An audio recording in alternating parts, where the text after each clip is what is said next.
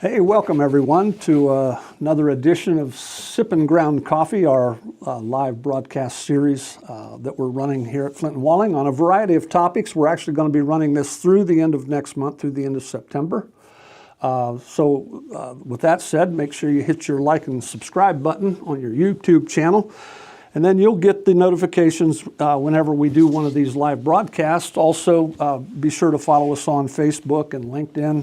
And if you haven't done this, please go to our website and sign up for our newsletter. That way you'll get email updates as to what's going on up here at Flint & Walling.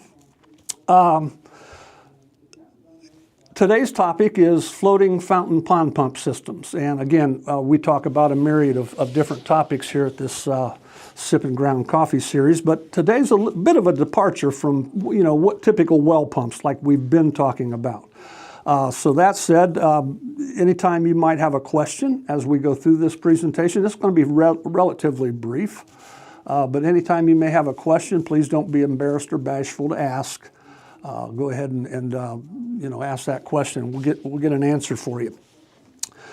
The other thing I want to say just before we also get started here is that there'll be a code word that I will give you during the course of this presentation. We give code words out for every one of these Sippin' Ground Coffee broadcasts that we do. If you collect three of these code words, three different code words, and you email those into marketing@flintandwalling.com, you're going to receive, I know there's a shirt of some type coming. I think it's a tour and training shirt and a variety of, let's just call it F&W swag. So get those code words emailed in. Again, just collect three of them and send them in, and I'll let you know during today's broadcast when that code word comes up today. So with that, we're going to go ahead and get started with the floating fountain pond pump system. So when we look at this, there's four models available. If you look at this, your slides, the one on the bottom right, that half horsepower, 115 volt, that was introduced probably 20 years ago, I would guess. But since that time, we've added different models to it. So on the left-hand side, you can see that we have added a half, 3/4, and a 1 horsepower, all in 230 volts. Like I said, 20 years ago when that half 115 volt was introduced, it sold like wildfire. It was selling because of the price. But that's the only thing we had. It was pretty cool. It came with 100 foot of cable already attached. It had a GFI at the end of it. You float this thing out and voila, you could have a 15-foot fountain in no time at all. And the popularity of that thing became such that all of a sudden we were being asked, do you have anything bigger than a half horsepower? Do you have 230 volts? And all these other things. And the answer was no, but today the answer is yes. All right, so we do have a full family of floating fountain pond pumps today. All right, I'm going to go ahead and advance this to the next one. Like I said, the first model that we introduced was a half horsepower, 115 volt. It shipped with 100 foot of power cord, and as I mentioned a few minutes ago, that it had a ground fault interrupter attached to the end of that 100 foot of power cord. Now the 230 volt models, they're going to ship with what's called a control center. It's a rainproof and lockable enclosure. You can see it on your screen. We'll circle back on that here in a minute or two. I don't have a preview slide, so I may bump ahead and back forward. Yeah, we're going to do that. So, sorry about that. Here we go. The other thing I want to say about these floating fountain pond pump systems, okay? Everything you see up there on the screen, that is going to be shipped in one box. So it's just one shipping carton. It's fully assembled. It's about as close to a plug and play as you can get. So everything, the float's mounted, the pump's mounted, the wiring's all done for you, and it's all put in one single box. And so that makes it very, very convenient, and also just from an inventory standpoint, makes it very easy to stock these things. To give you some idea of what the overall dimensions are, because I had walked into a distributor one day with this brochure in my hand and was showing them the floating fountain pond pump system, and they had no idea what size that was. So if you look up here on the screen, you've got horsepower, that 1 horsepower, and the half horsepower on the right-hand side. So that's just going to give you some idea of the physical size of these things as compared to, you know, someone that, let's say, stood 6 foot tall. So just to give you that perspective there. These fountains are all going to ship with 3 easy interchangeable nozzles or patterns, if you will. So when you open that box and you pull the fountain pump out of the box, you will also have a package that will have these interchangeable fountain patterns in there. That's probably going to be decided on by the end user, I would imagine, because what these will do is give us a different perspective or a different look. For example, I didn't name these things, but the first little nozzle we'll have here, we'll call it a water trumpet, all right? It's kind of just, and look, these photos, I'm going to make a confession to you, were taken by my cell phone, all right? So they're probably not the highest quality, but the water trumpet's just basically a flume of water that vents out that way. And as you can see, that thing will go up anywhere from 13 to up to 22 feet in height, and that again is going to be dependent on whether you're using the half, 3/4, or 1 horsepower. And if I can get out of the way here, that the breadth of that's going to cover anywhere from 15 to 35 feet in width, okay? That's the water trumpet. The next one here is what they call the water lily. It's a little bit of a combination, whereas you still kind of get that spray going off to the sides, but you also get a flume of water shooting up through the center, right? That's, again, that's what's called a water lily, and actually that's the one that's going to be factory installed. That's going to be on that fountain when you pull it out of the box. So if you want to change that, you know, you would do that obviously prior to floating it out there in the pond.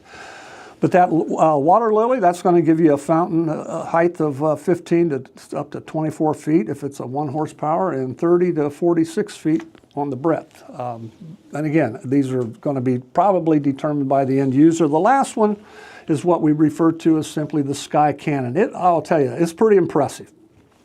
This is just a single flume of water, but it's pretty robust when you look at it. And so again, this thing can, if it's a 1 horsepower, you're going up over 40 feet high with that fountain. And with the sky cannon, you don't get quite the breadth, obviously, that you would with the other fountains that throw the water out.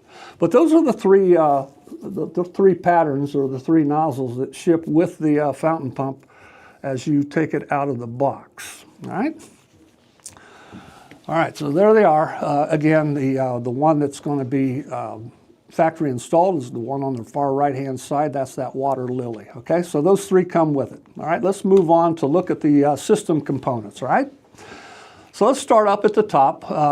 We start up at the top. That's where those nozzles are going to be interchanged, all right? You saw in the previous slide, these are just flat plastic discs, all right? And they're held down with 4 stainless steel cap screws. Just below that is our float, all right? This is a polyethylene foam-filled float. The reason it's foam-filled is that if this thing's sitting out in a pond and floating, and some kid someday decides he wants to go out there on a Saturday morning and take some target practice, he can poke holes in that float all he wants, and he's not going to sink it because of that foam filling on the inside. The outside is also the plastic outside of the float is also UV resistant, so it's not going to get brittle. It's not going to fade due to intense sunlight. All right, so that's up at the top. Next is what we call a mounting flange, and I'm going to show you how we assemble this thing at the factory as we put it together here in a minute or two. But the next is what we call a mounting flange. All right, that mounting flange is going to at the top. That's where your nozzle is going to connect. But down at the bottom, that is where the pump that we're going to use to operate that fountain, that's where that's going to hook up to, is the bottom of that mounting flange. And then there's these 2 stainless steel eye bolts that's going to hold that suction screen to the float, all right? So those eye bolts will serve as dual purpose. Not only will they hold that suction screen and affix it to that float assembly, but they'll also be used as a means or a way of either anchoring or tethering this this pond pump system to the shoreline, just so it doesn't migrate all over the place when it's up and running. And again, that intake screen is basically 6-inch SDR type plastic slotted, and that acts as our intake screen. And then the pump itself, all right?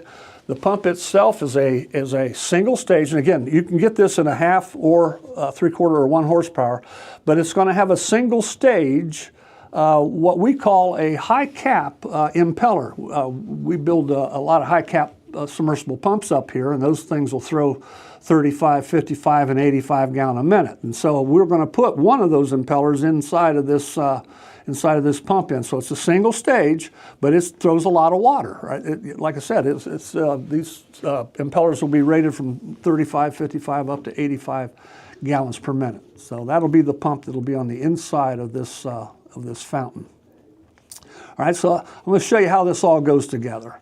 If you were to take the float and cut it in half, right? Let's slice that thing in half, right? Let's do it right now. Boom, there we go. What you would see is that there is a place for this mounting flange to go, all right? So that mounting flange sits right down inside of that float. And that mounting flange is going to be held to that float assembly with some stainless steel screws up there at the top, all right? Now, the next thing that comes down on top of that mounting flange, and we talked about this a minute or two ago, is your spray nozzle, all right? That's going to come right down and it's going to mount to the top of that flange up there. Again, it's going to use 4 stainless steel cap screws. And you can see in that image over on the left-hand side. Now there'll be an O-ring just below that nozzle or that fountain pattern. There'll be an O-ring just below that, but you can see based on that little cutaway there, that there's going to be 4 bronze threaded inserts molded right into the plastic float where it'll accept those bolts on top. All right, so just below that, we're going to thread on that single stage high cap submersible pump. Again, it's just a single stage, but it's going to throw a lot of water. We're going to bring that that slotted 6-inch PVC screen up over the top of that pump. And as I mentioned, we're going to hold that to the float with the stainless steel eye bolts. All right. So there you go. That's pretty much how that whole thing goes together. We're going to attach 100 feet of power cable to it, shove it in a box with an instruction manual, and out the door it goes. Okay. All right, so anyway, moving on. I want to briefly talk about this 230 volt model. You know, when we were in field test, there was a golf course not very far from here, and it had a pond that was just absolutely coated with so daggone much algae you'd swear to God it was green carpet. And that's not something you want to see out on a golf course, right? So, but the real problem was that inside of that pond were these little itty bitty fish. I don't know what kind they were, maybe bass, I don't know. But these things would jump up out of the water. But when they'd come back down, they'd land on that nice carpet algae, and they just lay there on top and just let the sun bake them away. And like I said, on a golf course, very, very unsightful. So when we were in field tests, we thought, hey man, this would be a good place to throw one of these fountains in to see how it operates in that murky looking stuff. And so we did. We put a fountain out. It was that half 115 volt model. We shoved that thing out in the middle of that pond, and we fired that up, and then we came back 24 hours later. And 24 hours later, if you were to take a string, maybe 10, 12 feet long, and from the center of that float, if you took that string and you went all the way around that and made a circle, there was no algae in that area there around that fountain. And after a week, that was no algae on the surface of that pond whatsoever. Now, that all said, I want to tell you this much. This is not a bubbler, all right? This is not a system that's designed to aerate ponds. It's not. Nor is this a system that people buy because they need it. They don't need this. They buy it because they want it, and that's really kind of a nice thing. People will spend money on things they want. So the difference is now between these two models, right? That half 115 volt, as I mentioned, that ships with a GFI at the end of the power cord. Now this 230 volt model, which again, you can get that from a half, 3/4, and a 1 horse, inside this enclosure, let me talk to you about what's inside this enclosure, right? So there's that pump motor contactor, that's already pre-wired for us. There's also going to be a 230 volt ground fault interrupter inside of that, a GFI inside of that enclosure. And then there's going to be a timer. Now this timer will operate the pump so that you don't have to run this pump 24/7. That's going to be a decision, more than likely the end user, the end customer is going to decide how long do they want that pump to run on a daily basis. And then there is an additional timer in there, and that's all that's inside of this box, all right? So you got a GFI and you got two timers. Oh, by the way, that second timer, that's going to be for a light kit. Yeah, so there's some options that are available that weren't available 20 years ago when we first introduced this thing, all right? So yes, there's a light kit that's available so you can light this thing up at nighttime, and that's what that timer will operate. It'll operate kind of like, you know, if somebody would put lights, timers on their Christmas lights, all right? So they can control it that way. This wires in real easy. The terminal block is very, very well marked and very easy to understand, all right? So when we look at this, when we bring the power in, we're going to bring the power in. You got your L1 and your L2 and your neutral over there, right? So that's the power coming in. And then you've got two terminal blocks for power going out. Obviously, one is going to go out to the pump, and the other, and by the way, the light kit is an option. It doesn't ship in that single box that the float in the fountain pumps ships in. The light kit is going to be an option. But if you do have that light kit, then you've got a terminal block there to run that cable out to the lights as well. All three of those terminal blocks will have their own dedicated grounding ports as well. So again, wiring this thing up, it's pretty simple, all right? Pretty hard to not do that correctly. All right, moving on to this light kit, all right? So your code word for the day, all right? Here you go, write this down. Your code word for the day is bright. There we go, bright. So jot that down, email that in when you collect another two to add to it, or email them into Flint and Walling, and you'll get credit for today's session. This light kit, all right? Again, that was something that we didn't have in the early days. So not only were we asked to, hey, do you make bigger horsepower systems? Do you make them in 230 volt? And then, hey, do you have lights? And so today, that's all part of this family of products. So when we look at this light kit, not only do we have the lights to light this thing up, but they're available in some colors, all right? So for seasonality. So here's a few of the colors that you can get. And I'll tell you, to see these things light up at night, it takes on a totally different, just a totally different look to it. And again, I mentioned that people buy these because they want them. Again, they don't necessarily need them, but it's very, very similar to a fireplace. You know, it's got a lot of aesthetic value to it. Here now, we can be at Christmas time, we can have red lights on the thing if we want, right? All right, so those are a variety of lights. And by the way, those are optional too. So all the lights are going to be an option for this floating fountain pond pump system.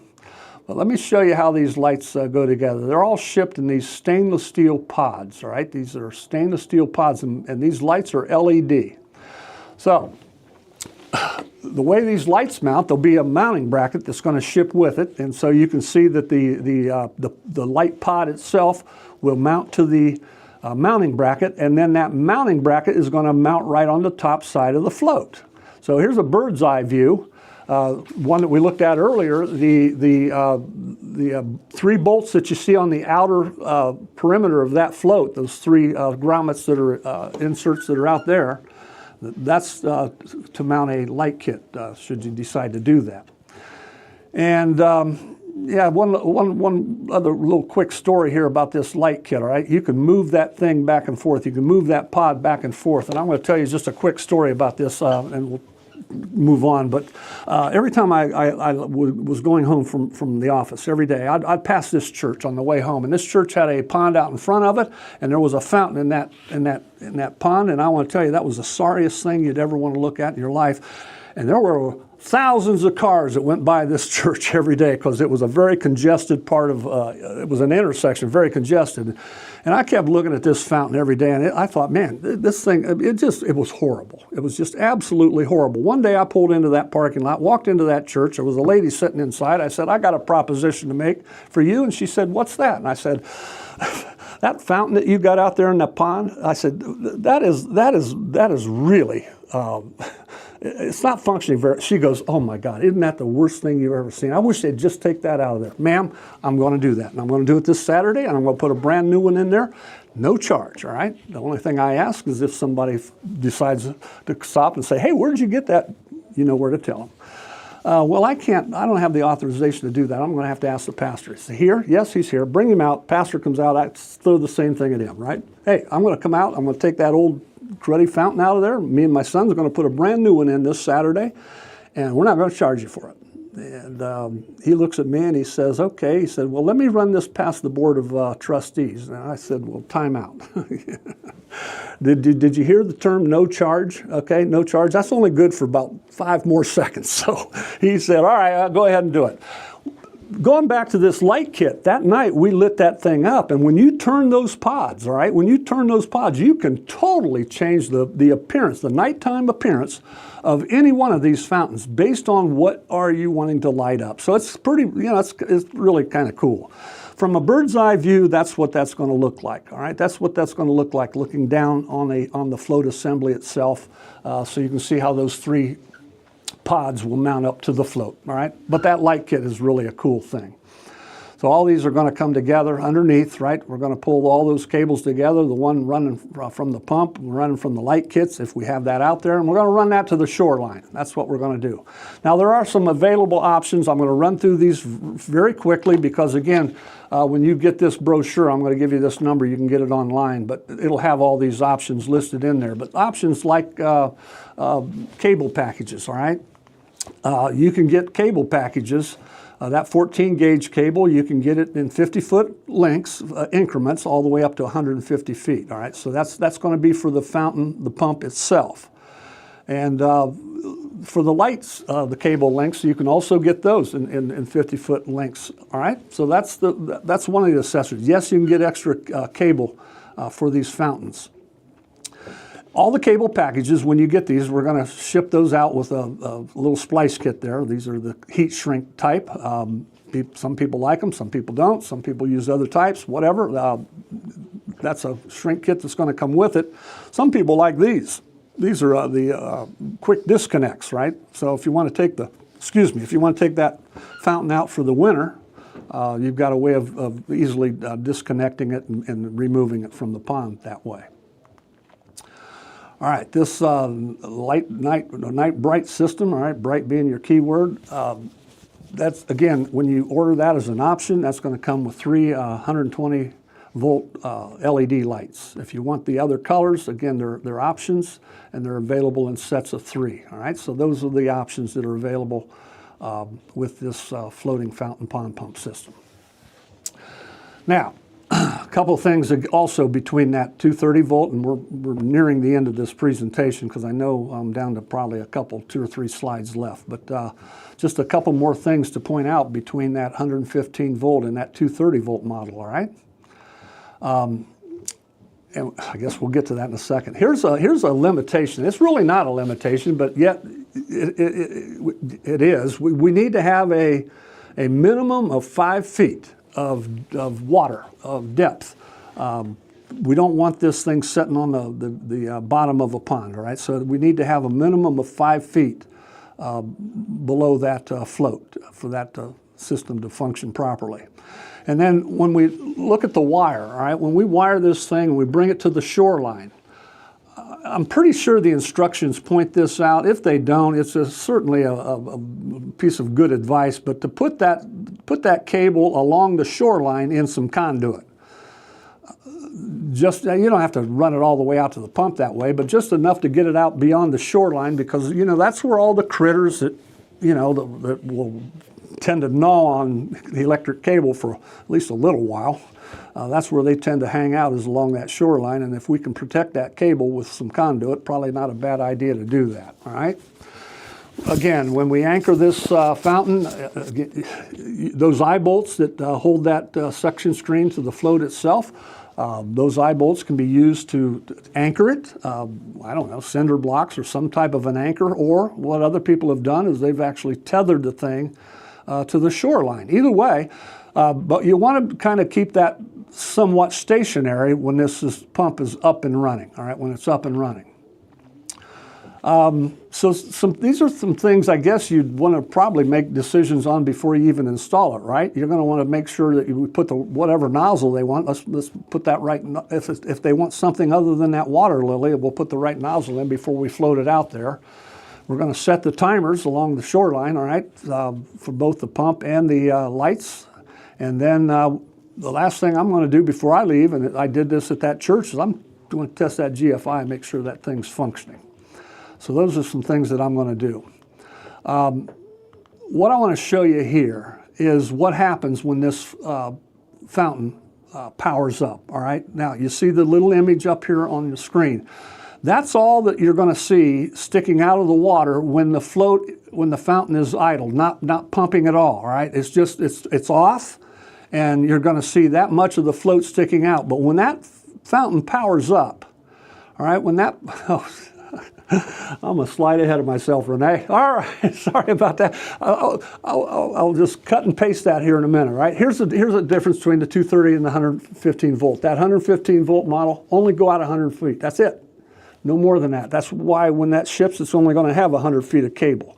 But that's the extent that we're going to put that 115 volt fountain out there. That 230 volt, you can go out 250 feet with that one, all right? So you can go out considerably further, which is the primary reason behind those additional cable packages. But again, those are the difference between the two models. All right, here we go. Here we go. Back to this, this float.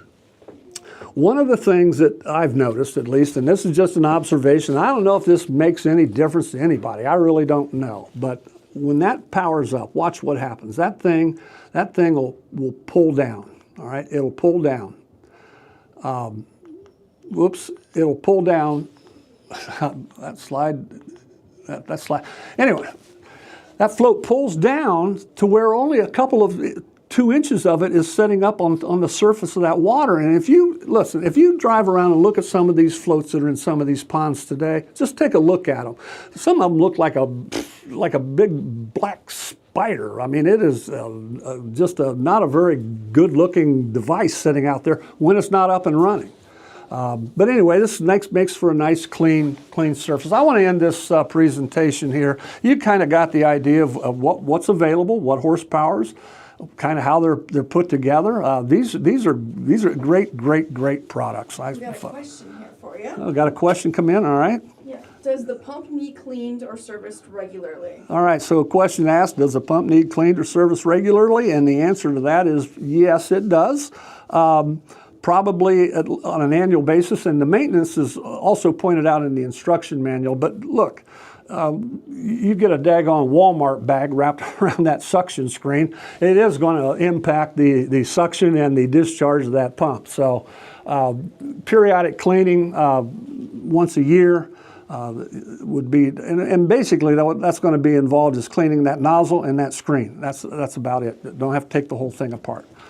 Any other question there? All right, so I want to just, if I were a younger man, again, I could make a living selling these things. And in classroom, and I'll end with this, in classroom, there's been times when I'm talking about this fountain pump, and I got a bunch of well drillers out here, and I know they're all about submersible pumps and variable frequency drives, and even you know, pump installers, you know, that's kind of what they're about. And I'm talking about this floating fountain pond pump, and I start to see these heads all start to drop like this. And I looked out one day and I just stopped.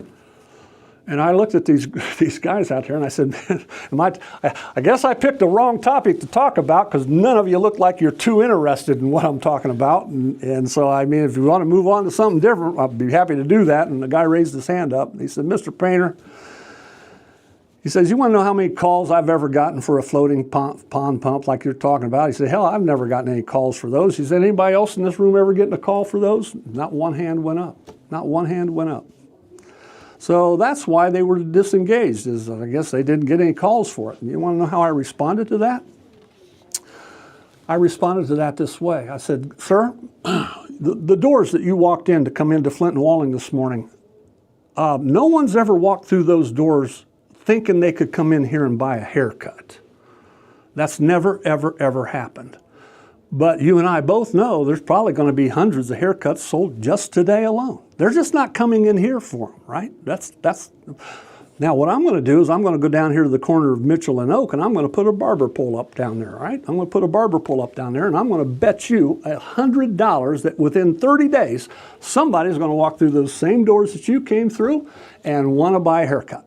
There is our challenge, making that connection. Making that connection, all right? So there is the challenge. And as you're driving around, since we've talked about fountains, you're going to notice how many ponds that are out there that don't have fountains in them, And I'm going to tell you something. Depending on where you live, and I'm up here in Northeast Indiana where we reside, you don't want stagnant water sitting around because when you have that happen, you just created a breeding ground for mosquitoes. I had a son acquire West Nile virus. They are an enemy of mine. I don't have any stagnant water hanging around. So anyway, that all said,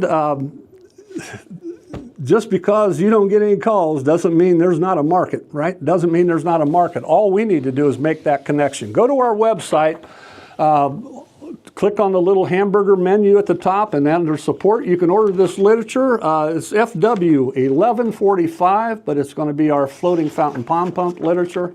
It's going to have all those accessories on the inside that we talked about, and even show you how we make it on the back side. So go ahead and get that ordered, and if not, get a hold of your salesman and have him get one for you. That's our floating fountain pond pumps for the day. I don't know where we're at with time. 37 minutes. 30, wow, I didn't think. Any more questions at all? No, that's all we got today. Okay, well again, hit that like and subscribe button because we are going to be live again, and this promotion that we're running for the F&W swag is going to run all the way through the end of next month. So if you want to know when we're doing these things, subscribe. See you next time. Thanks.